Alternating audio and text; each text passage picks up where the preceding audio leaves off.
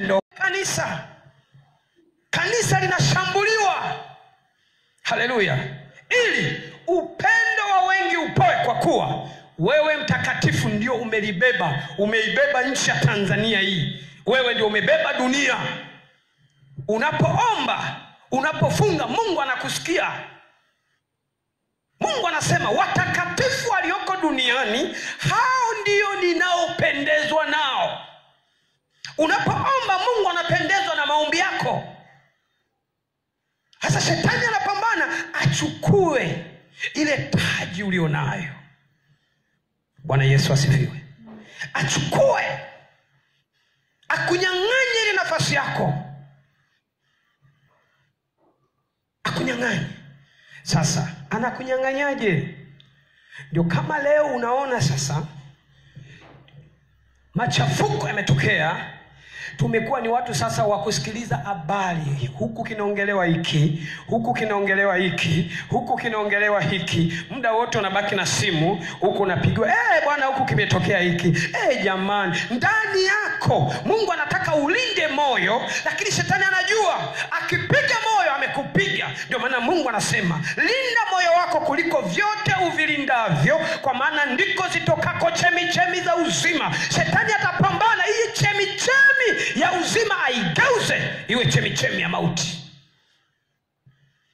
Akifanikiwa, maana yake ameshachukua kile cha samani ulichokuwa nacho, kachukua. Sasa leo unakuta taarifa zinakuja mbaya. Sasa ndani kunazidi kujaa. Unachukia watu sasa, unachukia viongozi sasa, unawachukia kabisa, kwamba wao ndio wametufikisha hapa. Kumbe wewe hujui issue iko rohoni. Maana Mungu anasema vita vyetu si juu ya damu na nyama, bali ni katika ulimwengu wa roho. Sasa hii vita yote unayoiona leo, ninakupa siri, hii vita iko rohoni. Lakini mnatazamishwa viongozi, mnatazamishwa watu. Shetani ni mjanja, ili endelee kuvuna roho za watu, ili endelee kuvuna damu za watu. Sasa nani wa kusimama na kulijenga boma? Ni mimi na wewe. Haleluya. Bwana Yesu asifiwe. Maana Mungu anasema hivi, waombeeni wanaowauzi, barikini wala msilaani. Hutakiwi kumchukia yoyote, awe ni rais, awe ni mbunge, awe ni diwani. Hutakiwi kuwachukia wewe ndani yako. Ukimchukia tu, unyakuwa ukija unaachwa. Ukisema uinuke mwilini, watu wanaandamana na wanasema na mimi sasa ninakwenda kuandamana. Maana yake tayari shetani amefanikiwa kukutoa rohoni, amekuleta mwilini. Atakupiga na utaangamia.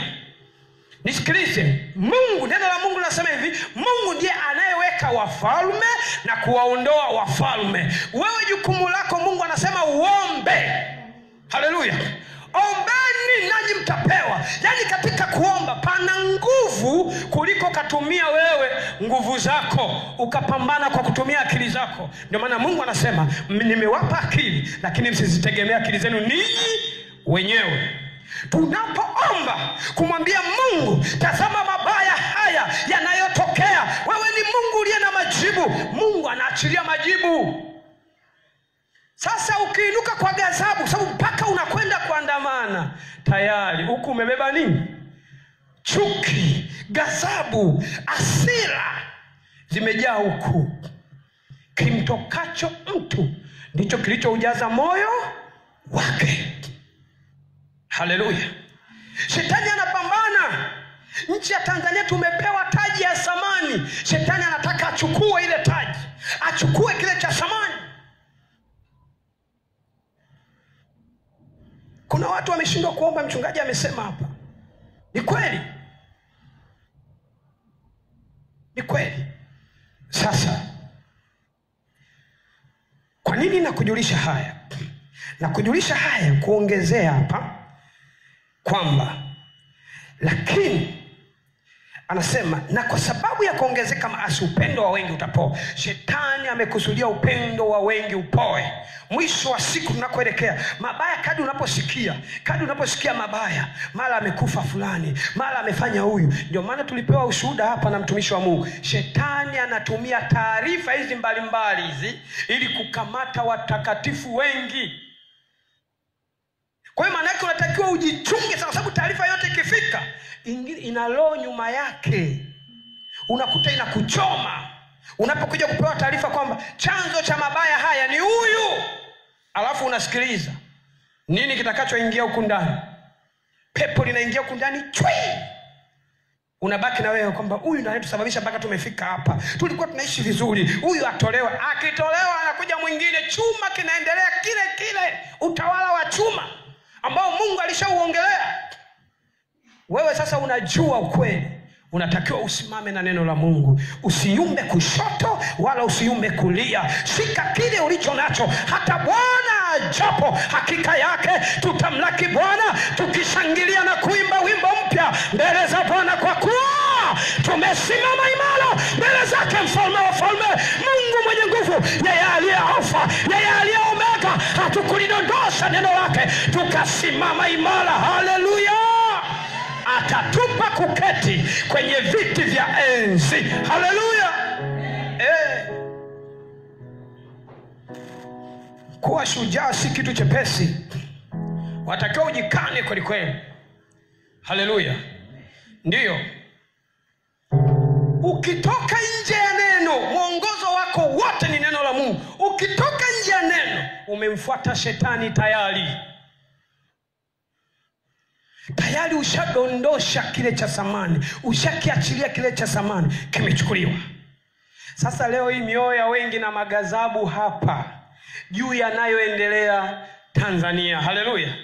Na mbaya zaidi sasa, watu walifungiwa ndani, mtumishi wa Mungu, hamna kutoka. Huku ndani ndio kumefurukuta kweli kweli.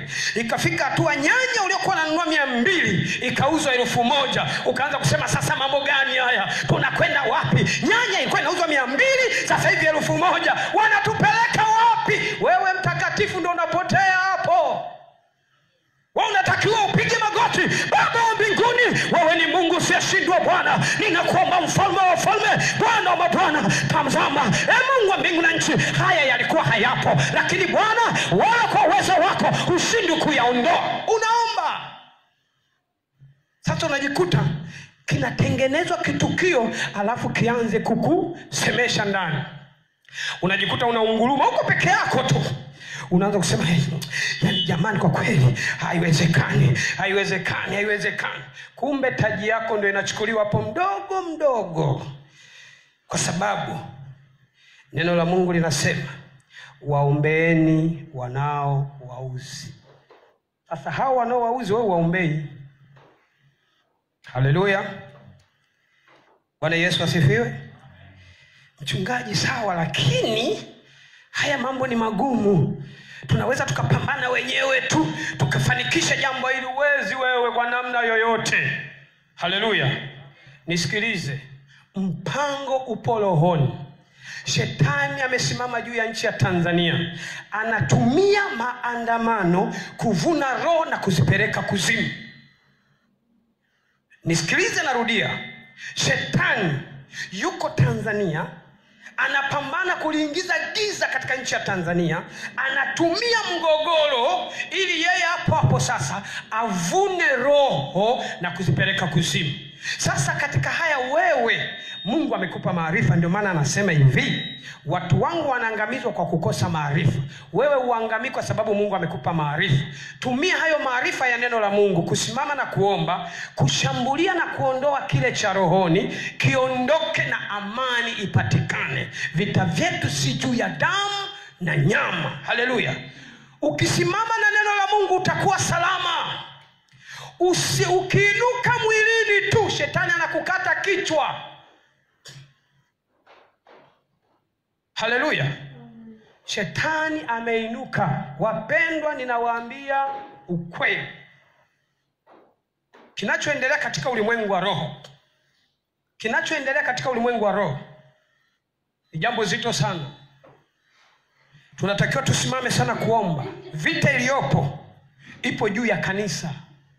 Ninawaambia ukweli, shetani anapambana na kanisa kwa sababu Biblia inasema hivi, unawezaje kuviteka vitu vya mtu mwenye nguvu pasipo kumfunga kwanza? Kwa hiyo mwenye nguvu ni kanisa. Kwa hiyo analishambulia kwanza kanisa. Akilikamata kanisa, tayari anaweza akafanya anachokitaka. Kwa hiyo vita iliyopo ni kwa ajili ya kanisa. Shetani anapambana na kanisa, ila anaweka we utazame watu. Hapana, usitazame watu, bali mtazame shetani katika ulimwengu wa roho, kwa sababu anataka achukue kile ulicho nacho. Na leo hii ninavyoongea na nyinyi hapa, wengi hapa wamejeruhiwa mioyo yao. Haleluya. Wengi hapa wamejeruhiwa mioyo kutokana na yale unayosikia. Muda mwingi watu wanashinda kwenye mitandao. Muda mwingi simu zinapigwa kwa ndugu mbalimbali. Bwana, mimi kwa kweli ilikuwa hivi, mara si ilikuwa hivi. Kuna ndugu yako fulani mara amekufa, mara amefanya hivi. Huku ndani unajeruhika. Shetani anakutafuta wewe ushindwe kuingia mbinguni. Unyakuo ukija hata leo pap, magazabu ulionayo, hasira ulizonazo unabaki. Haleluya. Unafanya nini? Shetani ameachilia majeraha mengi kwa watakatifu. Sasa ulipitia jambo lolote, usiweke hasira, usiweke chuki, wala usiseme vibaya. Kinywa chako kisitamke mabaya. Jilinde ili uweze kuingia mbinguni. Bwana Yesu asifiwe.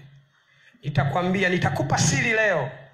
Hii siri nilipewa muda mrefu sana, lakini leo nitasema kwa kuwa wakati wa Bwana wa kusema umefika.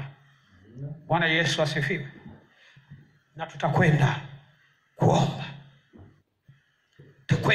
kuomba. Nitakupa hii siri.